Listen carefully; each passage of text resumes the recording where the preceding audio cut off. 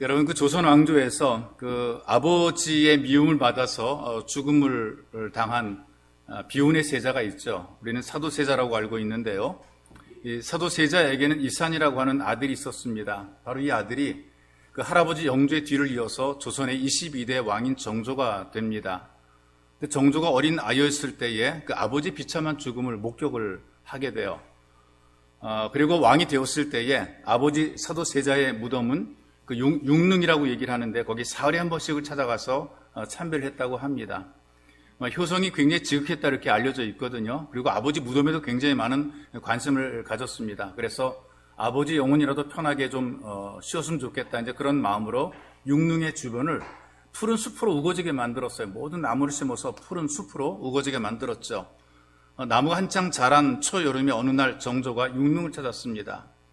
아버지 무덤을 참배하고 돌아오는 길에 그 푸른 소나무에 잎이 자라지 못하고 거의 없어진 것을 목격을 하게 됐죠. 신하들이 놀라서 정조에게 머리를 조아립니다. 전하, 보살피지 못한 죄를 용서해 주옵소서. 송충이들이 솔잎을 갉아먹어서 잎이 없어졌나이다. 그리고 그 용서를 구했어요. 그때 이 말을 들은 정조가 비통한 표정으로 이렇게 얘기를 합니다. 어찌 경들의 죄란 말이요, 효성이 부족한 과인의 부덕 때문이요. 이제 그렇게 얘기를 하고 바로 옆에 있는 소나무로 다가갔어요. 거기에 있는 송충이를 눈으로 내려다 보다가 손으로 집어들었습니다. 그리고 그 송충이를 향해서 분노를 쏟아 놓는 것이죠. 아버님이 잠드신 수풀을 갉아먹느니 차라리 불효한 내 창자를 갉아먹어라. 그러면서 송충이를 입에다 훅 집어넣고 꿀떡 생겼어요. 아버지가 뒤주 속에서 죽어갈 때에 숙주무책이었던 어린 아들이었거든요. 근데 그 아버지가 성장해서, 그 아들이 성장해서 왕이 됐거든요. 그 아버지 묘성에서 솔잎을 갉아먹은 송충이를 그냥 잡아먹은 것입니다. 정조는 알려진 대로 효자고 감동적이죠. 그러나 우리가 보는 성경의 내용을 보게 되면 온전한 부모 공경에는 좀 미달이 된 것입니다. 그러니까 부모를 공경하는 것이 무덤을 돌보고 제사를 잘 지내는 것이 아니라 살아 생전에 하는 것이거든요. 돌아가신 이후에 할 수 있는 것은 사실은 별로 없습니다. 살아 생전에 부모를 공경하는 것이 이것이 온전한 효도가 되는 것이거든요. 여러분과 제가 사는 세대를 보게 되니까 효에 대한 감각이 무뎌졌습니다. 그리고 지능적으로 불효를 행사한단 말이죠. 이를테면 이런 것입니다. 해외여행 모시고 나가서서 노부모를 그냥 그대로 두고 오는 것이죠. 또 노부모를 효도여행 보내드립니다.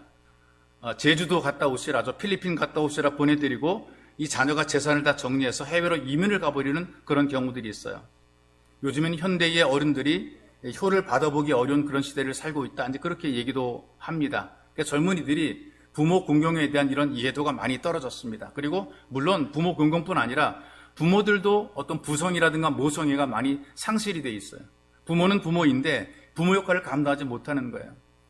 부모인데 도저히 부모 같지 않은 그런 부모들이 많다는 얘기죠. 자기가 낳은 자식을 버리는 그런 부모가 있는가 하면 심하게 구타해서 이웃들이 신고해서 겨우 구조가 되는 그런 아이들이 있는 것을 봅니다. 온 몸이 매를 맞아서 시꺼멓게 멍이 들어있고 때로는 불구가 되기도 하고 학대해서 죽음에 이르는 그런 경우들이 있단 말이에요. 그러니까 부모는 부모인데 부모의 도리를 다 못하는 것이죠. 연구 결과에 의하게 되면 부모로부터 계속해서 학대를 당한 그런 아이들이 있습니다. 근데 그런 아이들이 나중에 어른이 되고 나중에 결혼해서 가정을 꾸리게 되었을 때에 대물림한대요. 자기가 맞은 것처럼 학대를 당한 것처럼 구박을 받은 것처럼 또 자기 자녀를 또 학대한다는 것이죠. 그래서 계속해서 이 불운이 대물림되는 것입니다. 이런 그 구타하는 자녀를 구타하는 부모들의 이야기를 들어보게 되면 내 자식을 내 마음대로 하는데 왜 참견냐 이렇게 얘기를 한다는 거죠. 그러니까 우리가 사는 이 세대를 보게 되면 부모는 부모의 도리를 잘 못하고 자식은 부모에 대한 효를 다하지 못하는 그런 세대에 여러분과 제가 살고 있습니다. 그래서 가정의 질서가 무너진, 가정의 권위가 무너진 이유를 사회학자가 분석을 해봤어요. 옛날에 어떻게 살았느냐? 세상을 살기 위해서는 모든 지식이 부모로부터 주어지게 되어 있습니다. 옛날 사회는 농경사회나 목축사회잖아요. 그러니까 이 삶의 지혜나 어떤 기술들의 습득을 누구에게 배우느냐? 아버지에게 배우고 어머니에게 배우는 거란 말이죠. 또 부모로부터 토지를 물려받아야 자기가 살 수가 있는 것입니다. 그것뿐만이 아니거든요. 명예라든가 신분도 부모의 것을 그대로 물려받게 되는 것이죠. 그러니까 부모로부터 많은 것을 물려받았기 때문에 자연적으로 자녀들이 부모에게 효도하게 된다는 것입니다. 그러니까 당시에 예전에는 이 농경사회에서는, 목축사회에서는 이 부모가 절대적인 의존의 대상입니다. 부모를 떠나면 할 게 없어요. 살 곳이 없어지게 되고 의지할 곳이 없어지게 되기 때문에 그 부모를 의지하며 살게 되고 또 부모를 의지하다 보게 되니까 부모의 은혜를 알아서 효를 다하는 그런 삶을 살았다는 것입니다. 여러분, 우리가 사는 이 세대를 보게 되니까 농경사회는 지나갔습니다. 산업화 사회를 넘어서서 지금 정보화 사회로 들어섰단 말이죠. 대부분의 자녀들이 직장을 따라 고향을 떠나고 부모를 떠나서 각자 생활한단 말이죠. 자기들이 살아가는 삶의 방법을 어디서 배우느냐? 부모를 통해 배우는 것이 아니라 사회와 학교에서 배우게 돼 있어요. 그리고 자기 노력으로 터득해서 얻게 되는 그런 세대를 살게 돼 있단 말이죠. 그렇기 때문에 부모 의존적으로 살지 않습니다. 내 마음대로 살아보겠다는 그런 아이들이 너무나 많다는 얘기죠. 그리고 그렇게 성공하기도 하고요. 옛날처럼 부모를 의지하고 부모를 덕볼 일이 별로 없어지게 된 것이에요. 오히려 부모들이 이 정부와 사회에서 자녀들에게 지식과 정보를 제공받는 그런 현실이 되어버리고 만 것이죠. 식당에서 가보니까요, 인공지능 배달 로봇이 돌아다닌단 말이에요. 인공지능 로봇이 돌아다니면서 그 배달, 앞에까지 그 배달을 해주고 그래요. 들어다 먹기만 하면 되는 것입니다. 여러분, 햄버거 하나를 사 먹으려고 그래도요, 젊은 사람들은 마음대로 눌러 사 먹는데 연세가 드신 분들은 햄버거 하나도 제대로 못 사 먹어요. 직접 주문이 안 되는 겁니다. 정보가 됐기 때문에 메뉴판을 눌러야 돼요. 한 번 누르는 게 아니라 여러 누르는 게 많아요. 어떤 선택사항이 많기 때문에 어떤 분 누르다가 에이 못 해먹겠다 그래가지고 그냥 나왔대요. 이런 세대를 지금 우리가 살고 있단 말이에요. 그렇기 때문에 효도라는 어떤 그런 개념도 사라지게 되고 부모를 의지하는 그런 마음도 사라지게 됐어요. 요즘 어르신들이 어떤 얘기 합니까? 나이가 들더라도 돈 좀 가지고 있어야 된대요. 그래야 효도를 받게 된다는 것이죠. 자식들에게 받는 것이 아니라 좀 주면서 살아가야지, 그래야 자식들도 자기를 위한다는 것입니다. 여러분, 그렇다면 이것은 거래지 어떤 그 순수한 효가 아니란 말이에요. 어떤 근본적으로 순수한 효도가 무너져 내린 것입니다. 부모와 자식 간에도 서로 믿지 못하는 것이고 거래를 지금 하고 있는 것이란 말이죠. 주고받는 것을 통해서 공경을 하고 공경을 받게 되는 것이에요. 다 자기중심적이죠. 이기적입니다. 부모를 공경하고 또 자식을 위하는 그런 마음들이 사라졌습니다. 이 동물들의 세계를 보게 되니까요, 새끼 때는 동물들도 어미가 또 아비가 사랑하더라고요. 호랑이도 자기 새끼는 챙깁니다. 그런데 조금 크게 되면 물어버립니다. 새끼들도 자기가 필요할 때는 어미를 따라다니다가 어느 정도 크게 되면은 그 어미 품을 떠나서 독립을 하게 되죠. 이게 동물의 세계입니다. 근데 사람은 다르거든요. 나이가 들수록 부모를 공경하죠. 이게 바로 인간과 동물의 다른 점인 것입니다. 근데 가면 갈수록 점점 사람들의 삶이 동물처럼 되어가 버리는 것입니다. 부모가 자식을 버립니다. 자식이 부모를 버립니다. 내 부모를 공경하라 그랬는데 공경하는 것이 아니라 부모를 공격합니다. 이런 사건이 취재된 적이 있어요. 중년의 부부가 노모를 좀 집에서 떨어진 컨테이너에서 모시고 밖으로 나오지 못하게 막아두었어요. 그리고 식사를 넣어주는 겁니다. 그런데 잘 챙기지 않았습니다. 몇 개월 만에 다리가 우그러들어서 걷지를 못해요. 자꾸 움직여야 되거든요. 연세가 들어도 자꾸 걷고 움직이고 나름대로 살림을 해야지 건강해지게 돼요. 가만히 있으면 점점 움직이지 못하게 되어 있습니다. 식사도 제대로 챙기지 않죠. 움직이지 못하게 막아뒀죠. 그러니까 다리가 우그러들어 걷지도 못하게 되어 있어요. 근데 그 어머니가 다른 사람에게 뭐라고 말한 줄 아십니까? 인터뷰에 했더니 우리 아들과 며느리는 효자효부라는 거예요. 카메라를 들여다 그분을 취재하는데 보니까요, 제대로 먹지 못해가지고 뼈에다 가죽을 도배한 것처럼 그렇게 말랐습니다. 늘 배고픔이 있단 말이죠. 그럼에도 불구하고 자기는 며느리가 잘해도 잘 먹는다는 거죠. 이 노인이 어떤 마음인 줄 아십니까? 혹시라도 자기 아들 내외가 어떤 흉이 될까봐 그런 말을 전혀 안 하는 것입니다. 이게 이제 부모들이 자식을 향한 그런 진짜 사랑의 마음이죠. 물론 주변에 보니까 자식을 흉보는 철없는 부모들도 많지만, 그러나 대부분의 부모들이 자녀들의 못난 허물을 덮어주려고 그래요. 이 부모님들이 듣기에 씁쓸한 유머 하나가 있어요. 이 유머를 들은 남편이 집에 와서 아내한테 이렇게 얘기를 합니다. 여보, 아들이 하나인 부모는 외롭게 지내다가 골방에서 죽는다던데? 그리고 아들이 둘인 부모는 큰아들과 작은아들 집을 왔다리 갔다리 하다가 길에서 죽을 거래. 그 아내가 놀랐어요. 아유, 그럼 딸을 둔 부모는 어떻게 죽을 때? 고무장갑 끼고 죽는데 그 말을 들은 그 아내가 근심스럽게 남편에게 물어봅니다. 그럼 딸 하나에 아들 둘인 우리는 어떻게 죽을까? 시중에 떠도는 유머대로라면 고무장갑 끼고 왔다리 갔다리 하다가 길에서 죽는 거지. 그래서 부부가 기도했대요. 주님, 고무장갑 끼고 길에서 죽지 않도록 우리를 도와주세요. 이 유머에 불과하지만 그러나 지금의 사회의 모습을 하나의 비춰준 부정적인 그런 모습을 우리에게 이야기해 주고 있는 것이 있어.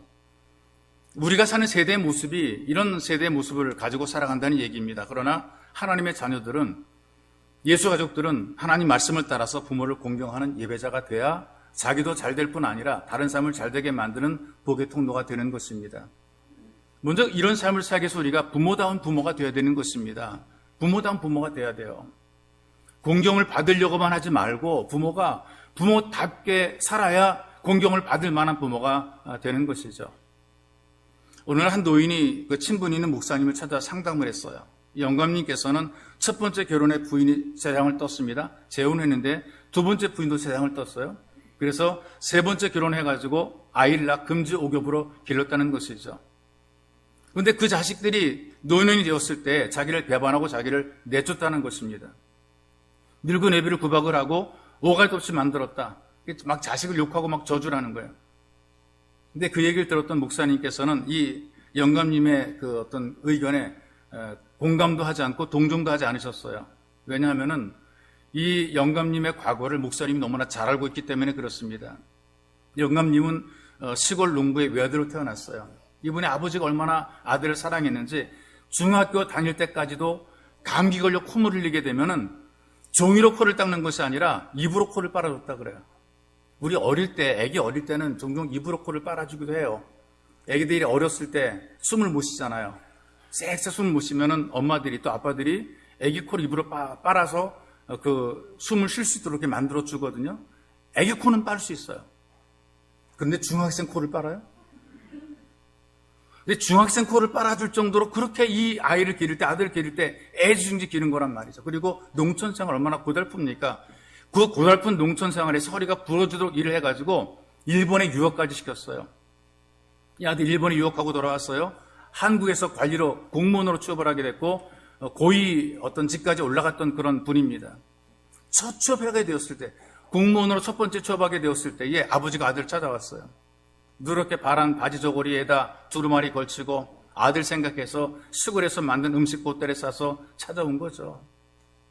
얼마나 마음에 뿌듯한 자랑하는 마음으로 다 찾아왔겠습니까? 그래서 근무하는 그 직장에 입구까지 오게 되니까 수위가 막았어요. 그랬더니 나는 아무개 되는 사람의 애비다. 연락 좀 해달라. 당당하게 얘기를 했어요. 연락했더니 그 아들이 창문을 내다보니까 아버지가 고물 입게 서 계신 것이 보입니다. 옆에 있는 동료가 물어봐요. 어르신이 오셨나? 아들이 아니라고 막 부인합니다. 그리고 수에게 이렇게 연락을 했어요. 옛날에 우리 집에 쓰던 머슴인데 오랫동안 머슴으로 일하더니 자꾸 아버지처럼 행동하니까 자꾸 쫓아버려야 되겠다. 너무 자꾸 나한테 귀찮게 들러붙으니까 쫓아버리라 그랬어요. 그 아버지가 수에게 쫓겨나갔어요. 아버지는 가지고 온 보따리를 들고 울면서 시골로 내려갑니다. 그리고 병이 들어서 결국은 세상을 떠나게 되는데 아마 몸의 병보다 마음의 병이 더 깊었을 거라고 생각이 돼요. 세월이 지나서 자기가 이제 아들에게 버림을 받게 되는 것이죠. 쫓겨나다시피 해가지고 목사님에게 일자리를 부탁하라 온 것입니다. 근데 목사님께서 보시니까 심은 대로 거두고 있더라. 심은 대로 거두고 있더라. 근데 이부 목사님이 본 것이 어떤 것을 보았느냐 하면 자기가 아버지에게 한 일은 까맣게 잊어버리고 자기를 버린 자식들만 원망하고 있더라. 그래서 하시는 말씀이 부모도 부모다워야 된다. 이 말씀을 하시더라고요. 부모도 부모다워야 공경을 받게 되어 있습니다. 그 앞뒷집에 비슷한 나이 또래 자녀를 둔 가정들이 살아가지고 예전엔 전부 다 앞집에 그 친하게 친분을 가지고 살았어요. 앞집의 아이의 이름이 삼돌입니다. 어릴 때부터 계속해서 말씀 부리고 욕 부리고 욕 먹고 그래가지고 뭐 사람들에게도 별로 좋지 못한 그런 이미지였습니다. 아들이라고 하는 것이 부모 속을 썩이고 동네 사람들 이놈저놈 하고 이제 그런 그 아들이에요. 그런데 뒷집의 춘식이라고 하는 그 청년은 부모도 자랑하고 사람들도 굉장히 귀하게 여기는 뭐 칭찬하는 그런 청년입니다. 그 녀석 효성이 참 지극하다 이렇게 칭찬을 들어요. 그러니까 삼돌이가 어릴 때부터 들어왔던 말이 뭔 줄 아세요? 야 이놈의 자식아 뒷집에 춘식이 좀 봐라. 그럼 반만 따라가 봐라. 이런 말 많이 하잖아요. 어느 누구 좀 봐라. 누구를 봐라. 걔 반만 좀 따라가 봐라. 이런 말 많이 이제 하게 되는데요. 귀에 딱지가 앉을 정도로 많이 들어왔어요. 철이 들게 되니까 이런 생각합니다. 내 욕먹을 것이 아니라 춘식이 저놈이 어떻게 하는지 좀 저놈 따라서 나도 좀 칭찬 좀 들어보자. 물어보고 자꾸 배웠어요. 이 삼돌이가 춘식이한테 물어봤어요. 어떻게 해야 효도하는 거냐? 그랬더니 춘식이가 이렇게 얘기를 합니다. 추운 겨울에 나는 아버지보다 먼저 일어난다. 아버지가 깨지 않도록 아버지 방으로 살짝 들어가서 아버지의 저고리를 먼저 입고 한동안 내가 쪼그리고 앉아 있는다. 예전에는 그 머리맡에다 옷을 개두고 잤지 않습니까? 그런 기억들이 저도 있는데요. 머리맡에다 옷을 개어서 이제 놓고 잤어요. 그러니까 머리맡에는 아버지 옷을 제가 먼저 입고 있는다는 것이죠. 그리고 그 옷에 온기가 있게 될 때에 아버지가 이제 일어나게 되면, 일어나서 이제 그 머리맡에 옷을 손대게 되면 얼른 옷을 벗어서 아버지에게 입혀드린다는 거죠. 아버지, 옷 입으세요. 아버지가 자기한테 이렇게 얘기를 한대요. 내가 아들 덕에 늘 따뜻하게 옷을 입는구나. 고맙다. 이제 그렇게 아버지가 자기를 인정해 준다는 것이죠. 그 말을 듣는 삼돌이도 효라는 게 별거 아니라고 생각한 거예요. 그 정도 나도 한다는 것이죠. 새벽에 아버지보다 조금 일찍 일어나서 아버지 옷을 입고 따뜻하게 입혀드리는 것은 나도 할 수 있다. 이 효라는 것이 뭐 복잡한 것도 아니고 이 정도는 나도 할 수 있다. 이 삼돌이 결심을 하고요. 다음날 새벽에 좀 일찍 일어났어요. 아버지 방으로 들어갔어요. 그리고 머리맡에 놓아둔 아버지의 저고리 입고 쪼그리고 앉았어요. 처음에 옷을 닿을 때는 막 서늘하고 차갑죠. 근데 아버지로부터 칭찬드릴 것을 기대하면서 그 아버지 옷을 데피는 것입니다. 근데 아버지가 손으로 머리맡을 더듬어요. 그 저고리를 찾으시는 거죠. 그때 이 아들 이렇게 얘기를 합니다. 아버지, 저고리 여기 있습니다. 제가 입혀드릴게요. 입었던 옷을 벗었어요. 그랬더니 아버지가 보더니 막 버럭 화를 내는 거예요. 아니, 이놈의 자식이 애비 옷을 입고 앉아있어? 이 집안이 망을 내니까 별짓을 다 해. 그러더니 대나무 담뱃대를 가지고 막 아들 등을 막 후려치는 거예요. 뭐라고 좀 말하고 설명 좀 해야 되는데 그냥 두들겨 팼어요. 화가 난 삼돌이가 아버지 옷을 벗으면서 무슨 말을 했는 줄 아십니까? 제 얘기를. 아버지가 아버지 같아 효도라지. 부모가 부모다운 모습을 가져야 효도도 받게 되어 있습니다. 그렇기 때문에 성경은 우리에게 뭐라고 말씀하시느냐? 일반적인 사회에서는 다른 어떤 부모의 공경에 대해서 얘기를 해주게 되는데 무조건 부모에게 순종하라고 하는 것이 아니라 주 안에서 내 부모를 공경하라 이렇게 얘기를 했어요. 무조건 공경하는 것이 아니고 무조건 순종하는 것이 아니라 주님 안에서, 그러니까 부모들이 주님 안에서 본을 보이는 그런 모습을 가지고 살아가야 부모다운 부모가 되는 것입니다. 부모도 공경을 받을 수 있는 그런 믿음의 부모가 되어야 되고 자녀를 축복하는 그런 부모가 되어야 된다는 것이죠. 그래서 무엇보다 자녀들이 마땅히 주님 안에서 순종하도록 부모들이 먼저 하나님께 은혜를 받아야 됩니다. 그래서 이 부모님들이 자녀들이 부모에게 순종할 수 있도록 좀 부모님들을 공경할 수 있도록 좀 도움이 되어야 되는 것이죠. 또 부모가 된 여러분 모두가 하나님의 은혜 안에 거하는, 그래서 자녀들로 하여금 마땅히 공경하게 만드는 그런 귀한 부모님들이 되시기를 주님의 이름으로 축복합니다. 또 그 다음에 자녀들은 무조건 부모를 공경해야 되는 거예요. 무조건입니다. 조건이 없어요. 성경은 부모를 주님 안에서 공경하는 것이 옳다, 마땅한 것이고 당연한 것이다. 예수를 믿든 믿지 않던 모든 인류가 공통적으로 이건 당연히 마땅히 하는 것이다. 그리고 성경에 보게 되니까 첫 계명이다. 부모를 공경하는 것은 첫 계명이기 때문에 이건 해도 되고 안 해도 되는 것이 아니라 반드시 꼭 해야만 되는 계명이라는 것이죠. 그래서 우리가 부모를 공경하는 것은 우리가 예를 다하는 것이죠. 사랑의 마음을 담고 존중의 마음을 담고 예를 다하는 것. 그래서 어떻게 보게 되면 하나님을 경외하는 것처럼 이 부모님에 대한 이 경외심도 동일한 마음의 속으로 나와야 된다는 것이기 때문에 예배자가 되어야 진짜 참된 부모를 공경할 수 있다 이렇게 얘기를 합니다. 성경에서 말하는 부모 공경은 바로 그리스도인들에게 하나님을 경배하는, 하나님께 예배를 드릴 줄 아는 이 그리스도인들에게 주시는 메시지인 것이죠. 또 신앙적인 그런 어떤 의미를 가지고 부모를 공경하게 되는 것이고 마땅히 당연히 공경해야 되는 것입니다.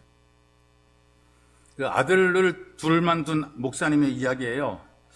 아들이 이제 중학교, 고등학교 다닐 때에 평상시엔 다 버스를 타고 다니게 되는데 늦으면 아버지에게 좀 차로 태워달라고 부탁을 한대요. 모든 아버지들이 그렇게 되면 다 차를 태워다 주지요. 그런데 이 목사님 절대로 그냥 태워다 주는 법이 없다는 것입니다. 이렇게 꼭 얘기를 한대요. 내가 무척 바쁘지만 널 학교에 데려다 주는 거다. 알지? 나 지금 너무나 바빠. 그런데 내가 널 학교에 데려다 주는 거야. 이 다음에 내가 늙어 운전할 수 없을 때 내가 어디 데려다 달라 그럴 때에 네가 바빠도 날 꼭 태워줘야 된다. 알았어? 이런 말을 매번 한다는 거예요. 그리고 또 또 용돈을 줄 때가 있지 않습니까? 절대로 그냥 주지 않았다는 것이죠. 야 임마, 아버지가 돈 쓸 때가 참 많지만 너 주는 거야. 이 다음에 너도 쓸 때가 많지만 아버지 주머니가 비어있지 않도록 항상 돈 있게 된다. 알았지? 이런 말 계속 하니까요. 사모님이 듣다 못해가지고 한마디 하시는 거예요. 아, 좀 그만 좀 하라고. 부모들이 그 정도는 다 하지. 치사하게 왜 자꾸 그런 말 하느냐고 얘기를 하니까 목사님께서 이렇게 얘기를 했대요. 그거 치사한 게 아니다. 자식들이 무조건 부모를 공경하도록 해야 그들의 장래가 있다. 어떤 조건을 따지고 부모를 공경하는 것이 아니라 이런 것들이 귀에 못이 박히도록 들어야, 내가 하는 이 말을 계속해서 들어야, 그래야 이들이 부모를 공경하게 되는데, 이렇게 해야 이들이 잘 되는, 이 자식이 잘 되는 것이다. 내 아들이 어디서 용돈이나 주고 운전해주는 그런 자식이 되기를 그런 바라는 것이 아니다. 부모를 공경하는 사람이 되어서 하나님께 복을 받고 지금보다 잘 되기를 원하는 것, 이 축복해주기 위해서 내가 지금 이 말하는 것이다. 부모 공경이라고 하는 것이 선택이 아니거든요. 부모님이 해준 것이 많으니까 나도 해주고, 해준 것이 없으니까 나도 안 해주고, 이게 아닙니다. 부모가 부모의 자격이 있으니까 내가 공경하고, 부모가 부모의 자격이 없으니까 내가 안 하고, 이게 아니에요. 하나님 말씀을 보게 되니까 부모에게 공경하라 그랬단 말이에요. 부모에게. 자격 있는 부모에게 공경하라고 한 것도 아니고요. 잘해주는 부모님에게 공경하라는 것도 아니라 그냥 부모에게 공경하라 그랬어요. 어떤 남자가 있는데요.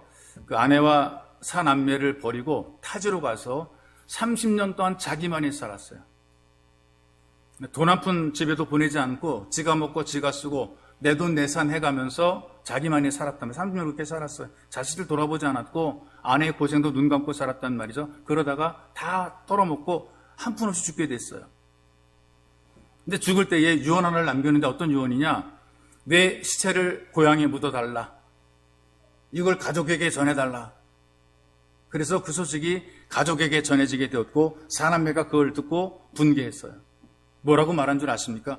우리를 버리고 간 그 사람이 우리와 무슨 상관이 있느냐? 아버지가 아니고 우리를 버리고 간 그 사람이 우리와 무슨 상관이 있느냐?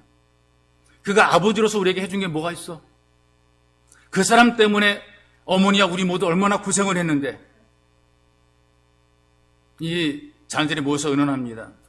아버지의 죽음에 대해서 자녀들은 왜 우리가 책임져야 되는가라고 결론을 내렸어요. 우리는 책임질 수 없다. 그는 그가 살았던 삶에서 자기 스스로 알아서 하도록 해라. 네, 아들이, 큰아들이 믿음이 깊은 아들입니다. 동생들의 불평을 다 들었어요. 그리고 아무 말도 없이 그냥 동생들을 다 돌려보낸 이후에 아버지의 시신을 운구해 오기 위해서 트랙터와 농기구를 팔았습니다. 저당을 잡혔어요. 그리고 빚을 졌습니다. 장례를 치른 이후에 동생들이 찾아왔어요. 너무나 기가 막힌 일이죠. 동생들이 다 분노합니다. 왜 쓸데없는 일에 돈을 썼느냐고. 왜 쓸데없는 일을 했냐고. 근데 이 큰아들이, 형이 이렇게 대답을 해요. 성경에 보니까 내 부모를 공경하라고 쓰여있을 뿐이지 좋은 부모를 공경하는 말은 없다. 내 부모를 공경하라. 어떤 이는 부모 노릇 못하잖아요. 낳아놓기만 하고 버린 사람도 있단 말이 있어. 실상 부모라고 할 수 없는 그런 부모들이 있습니다. 그러나 성경에 보니까 그럼에도 불구하고 공경하라. 자격이 있든 없든 공경하라. 부모의 자격은 자식이 따질 수 있는 것이 아닙니다. 부모이기 때문에 자녀는 부모를 공경하는 것이죠. 바로 이것이 짐승과 다른 점입니다. 부모님이 계시면 무조건 마땅히 부모를 공경함으로 하나님 말씀에 순종하게 될 때에 복을 받게 되는 것입니다. 그래서 여러분들이 진수로 부모를 공경해서 복 받으시기를 주님의 이름으로 축복합니다. 이 약속된 복이 있거든요. 이 땅에서 잘되고 장수하리라. 부모가 부족해도 효도를 극전하게 하게 된 복을 받게 되어 있습니다. 이 땅에서 잘되고 장수하게 되는 것이죠. 우리의 전통 윤리로서는 효도를 복량으로 설명하잖아요. 복량. 복량이 뭡니까? 받들어 모시는 것을 복량이라고 그러잖아요. 어떤 사람 그 신문에 보니까 나이 먹도록 장가도 가지 않고 어머니 옆에서 옷 갈아입혀 드리고 밥 먹여 드리고 돌봤기 때문에 효자상을 탔다 이렇게 얘기를 합니다. 이게 진정한 효도이냐? 진정한 효도는 생신상 차려드리고 돌아가신 날 기억해 제사 드리고 나이 드신 어머니 옆에서 심부름하고 연로하신 아버지 시중 드는 것, 이것으로 끝나는 것이 아니란 말이죠. 이것도 당연히 해야 되겠지만 그러나 더 중요한 것은 그 진짜 효도는 부모를 뛰어넘는 것입니다. 그 부모보다 훨씬 더 잘 되는 것입니다. 부모님보다 잘 사는 것입니다. 부모님보다 높아지는 것입니다. 부모님보다 앞서는 것, 바로 이게 진짜 참된 효도가 되는 것이죠. 성경은 우리에게 분명히 얘기를 하고 있단 말이죠. 부모를 공경하게 되면 잘 되고 이 땅에서 잘 되고 내가 장수하리라.